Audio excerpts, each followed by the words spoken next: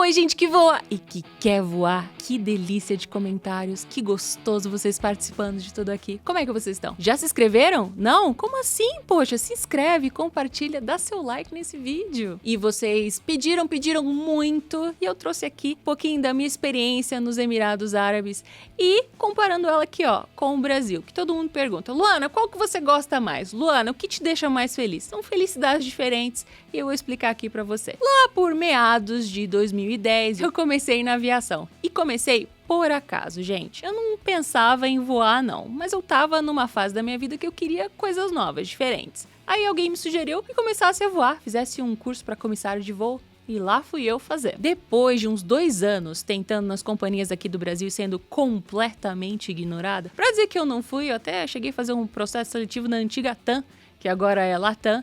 Fui até a final. Não passei. Na Dona Emirates, eu tentei o meu melhor, fui até a final, ali, competindo com outras 500 pessoas, mas cheguei lá e não passei também. E detalhe, consegui até ir pra entrevista final. O que eu fiz de errado, até hoje, eu não sei. Mas se vocês quiserem que eu conte um pouquinho dessa entrevista e como esse processo foi um pouco engraçado, comentem aqui, que eu conto toda essa historinha pra vocês. E eu já tava lá meio desanimada, já pensei que, bom, essa profissão não é pra mim, não tenho perfil, não é mesmo? Afinal, já tinha levado 2 nãos e sendo ignorada pelas outras também. Com aquele sentimento de, né, não sou boa o suficiente. Aliás, muito sentimento que mentor faz você sentir ali pra vender curso, não é mesmo? Eu já tinha desistido, era professora de inglês, e tava lá um dia, bonita, com os meus pensamentos e as minhas aulas, quando uma aluna veio me procurar e disse: olha, eu vou participar desse processo seletivo da Dona Qatar Airways. Que companhia é essa? Nunca tinha ouvido falar na minha vida. Mas, como eu tava com tempo, fui lá, me inscrevi bonitinho, né? E resolvi acompanhá-la nesse dia de Open Day da Dona Qatar Airways. E olha, esse processo seletivo ele era tão longe de onde eu morava que eu tive que dormir em São Paulo. Dormi até um pouquinho só. Acordei atrasada no dia seguinte e tive que ir correndo para essa apresentação ali, né? Nesse nosso processo seletivo da Qatar Airways, que era o Open Day, né? Que continua sendo Open Day hoje. Cheguei atrasada, apresentação já lá no meio, pensei, bem, não passei mesmo? Vou deixar o meu currículo aqui de qualquer maneira. E detalhe, lembra daquela aluna que tinha me chamado pra ir junto com ela? Nem apareceu. Já tinha passado a vergonha de chegar atrasada, já tinha deixado o meu currículo ali, peguei meu trem, resolvi voltar pra casa ali toda cansadinha, quando recebo uma ligação pra poder continuar pra segunda fase desse processo seletivo. Passei na Qatar Airways e em 2 meses já tava embarcando pra ir pra Doha, gente. Eu que nunca tinha entrado em um avião na minha vida. Mas em Doha, eu acabei não ficando muito tempo. Mais ou menos uns 2 anos aí. Logo em seguida, eu já entrei na Etihad, a minha ex-querida. Na Etihad, eu já fiquei um tempo. Fiquei lá quase uns 7, 8 anos por ali. Muita história boa pra contar, muita experiência boa, muita experiência engraçada, muita experiência bizarra que eu não vejo a hora aqui de contar pra vocês. Passada toda essa experiência maravilhosa lá fora, chegou a hora de eu voltar aqui pro Brasil. Voltei, quer vocês queiram, quer não. E vou dizer pra vocês que eu jurava que quando pisasse aqui no Brasil, jamais eu voltaria a voar. Porque, pra ser bem sincera, eu não queria mais aquele ritmo frenético. Eu não queria mais trabalhar em diferentes fusos horários. Eu não queria ficar longe da minha família. Eu fiquei de mal com a aviação um tempo. Vocês não brigam com quem vocês amam? Eu também brigo, né? We were on a break! Mas depois eu fiz as pazes. Só que nesse tempo que eu tava lá, chateada com a aviação, uma amiga veio me procurar e disse: Lu, volta a voar. Poxa, você era tão boa nisso. Por que você não veio voar aqui no Brasil? Tem empresas abrindo aí processos seletivos. Lá fui eu espalhar o meu currículo por todo este Brasil. E calhou que eu fui escolhida assim por ela, a mais querida de todas. Sim, é a mais querida de todas, tá? A Laranjinha. E graças a ela, eu fiz as pazes com a aviação novamente. Assim, às vezes a gente briga um pouco, mas volto a dizer, você não briga com quem você ama? E sim, gente que voa. A aviação no Brasil é um pouco diferente da aviação lá fora. Eu disse só um pouco. Não é toda aquela diferença glamurosa que vocês estão pensando aí, não. Tá bom, eu já sei. A primeira coisa que vocês vão me perguntar é salário, din-din, money. Grana, grana, grana. Afinal, a gente trabalha pra ganhar dinheiro, não é mesmo? A não ser que você seja aquela pessoa que acha que faria esse emprego aqui de graça. Aquele que diz que faria isso aqui de graça tá total desvalorizando o nosso trabalho. Então fica aqui o recado pra você que quando viu a gente lutando por ajuste salarial para nossa causa aqui, disse que a gente já estava reclamando demais de barriga cheia ou que faria o nosso emprego de graça. Você não é bem-vindo na nossa tripulação. Voltando aqui pro salário, din-din, money, nós recebemos aqui no 5º dia útil mesmo, tá? Porque lembra, a gente tá trabalhando com carteira assinada, exceto quando a gente tá falando da aviação privada. Como é que esse salário aqui é calculado? Como é que ele é pago? É bem complexo. Lembra,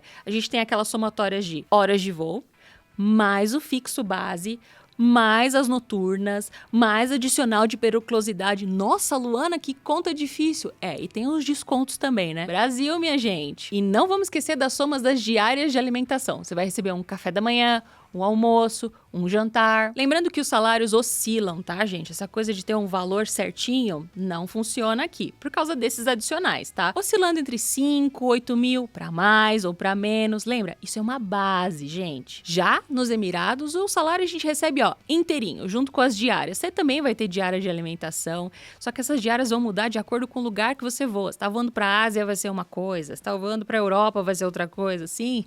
Outra somazinha complicada. Lembrando que no Brasil a gente trabalha no regime de CLT, então você vai receber todos os direitos que o trabalhador aqui do Brasil recebe, diferente dos Emirados Árabes. Você não tem o desconto sindical, você não vai ter um sindicato, minha gente, você não vai ter um INSS. Então, aconteceu alguma coisa contigo? Você tá por sua conta, mais ou menos aí. Porque nos Emirados a gente trabalha por contrato. Geralmente os contratos são de 3 anos. Pode ser pra mais, pode ser pra menos, depende da companhia. Luana, então você tá falando pra mim aí que eu posso voar, sei lá, 20 horas de voo lá nos Emirados que tá bagunça, posso fazer o que eu quiser. Não. Regulamentação de voo é uma coisa. Você tem um órgão aí pra cuidar de tudo isso. Tipo a ANAC lá dos Emirados, certo? Mas o que eu tô falando aqui são de regulamentações de trabalho, gente. Tipo, você engravidou? Não vai ter o seu auxílio maternidade, porque você não tá trabalhando com carteira assinada. Quebrou a perna ali durante um voo, você vai ficar afastado, vai ter todo o seu auxílio médico da companhia, mas você não vai receber aquele auxílio lá, o famoso INSS, pelo tempo que você tá parado no voo. Visto isso, o salário ali, dos Emirados, Luana, me fala a continha, vai. Você não solta o dinheiro, me diz. Vai oscilar entre 12 a 14 mil. Tô falando em valores de reais, tá, gente? Mas lembre-se, pode ser pra mais, pode ser para menos por causa de todos esses adicionais. E lembrando, conforme você vai mudando de posição de voo, sei lá, você é um comissário de voo, daí você vira chefe de comissários,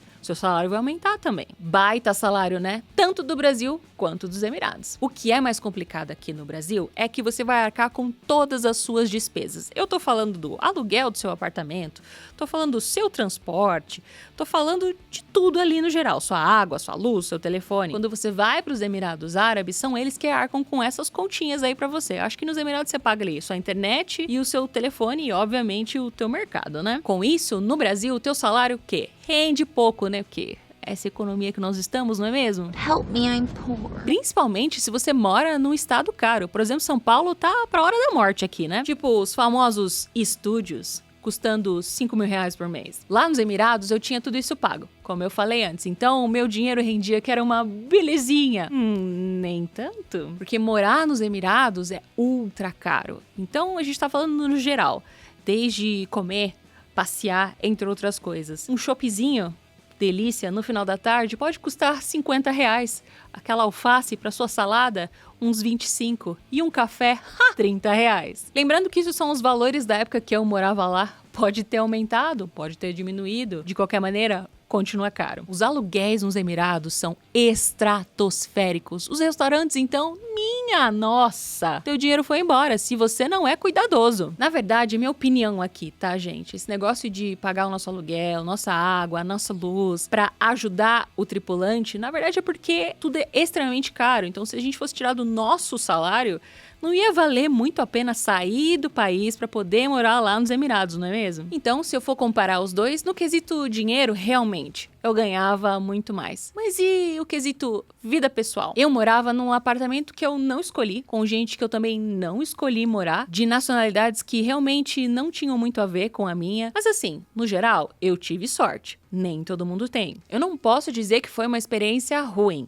mas também não foi a experiência que eu escolhi. Os apartamentos eram muito bons, as regiões podiam ser muito boas. Eu tive sorte de morar no centro da cidade, mas tem gente que mora, assim, super longe de tudo. Mas aqui vem a parte que eu realmente detestava. Era de ter os meus visitantes monitorados o tempo inteiro. Como assim, Luana? Quando você vai visitar alguém num determinado prédio aqui no Brasil, você não precisa mostrar o teu RG, gente. Você só chega, o porteiro vai lá, te anuncia, você sobe e tá tudo certo. Ou você vê pela câmera, né? Tem gente que tem aquela câmera ali na portaria. Já nos Emirados era diferente. Você tinha que deixar o teu documento ali, eles anotavam todas as suas informações e você tinha um horário para poder sair daquele lugar. Como assim o horário? Depende, cada companhia tinha um horário diferente. Na antiga Qatar Airways, meus visitantes, naquela época, tá, gente, tinham que ir embora às 10 da noite. Na Etihad, eu acho que mais ou menos meia-noite, talvez, né? Tenham mudado esses horários, mas os horários continuam. Então é assim, você convidou um amigo pra jantar na sua casa, deu meia-noite, a portaria já tá te ligando. Olha, teu visitante tem que ir embora. Tá, mas e se o meu visitante não for embora? Aí você é reportado, amiguinho.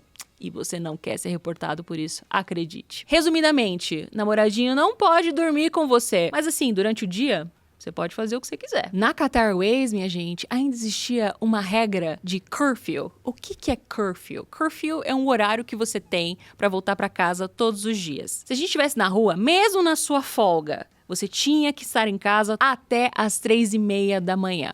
Passou desse horário, você era reportado. E dependendo do reporte, você podia até perder o seu emprego. Então imagina que estranho um bando de adulto no seu dia de folga tendo horário para voltar para casa. Dizem as companhias que eles fazem isso para a segurança do tripulante, para não ter problema também na cultura do país ali, mas olha, não funcionou muito para mim não. Mas Luana, quem que tá monitorando esses horários aí que eu entro, que eu saio? É a própria segurança do prédio. Eles não estão lá só para cuidar da segurança de vocês. É mais um monitoramento. Quem entra, quem sai, o horário que você entra, o horário que você sai. Mas lembrando aqui que na Etihad a gente já não tinha essa coisa do curfew. A gente podia ficar fora de casa, podia dormir fora e tudo mais, mas não podia trazer um namoradinho para dormir com a gente. Eu vou pegar o meu salário e vou morar fora. Eu vou pedir o auxílio moradia deles. Esse auxílio moradia, gente, vocês só recebem se vocês estão casados legalmente. Aí sim vocês conseguem morar fora. Tem um auxílio que é pequenininho, tá? Não é um super dinheiro pra você alugar coisa lá. Lembrando que o aluguel é super caro, né? Então,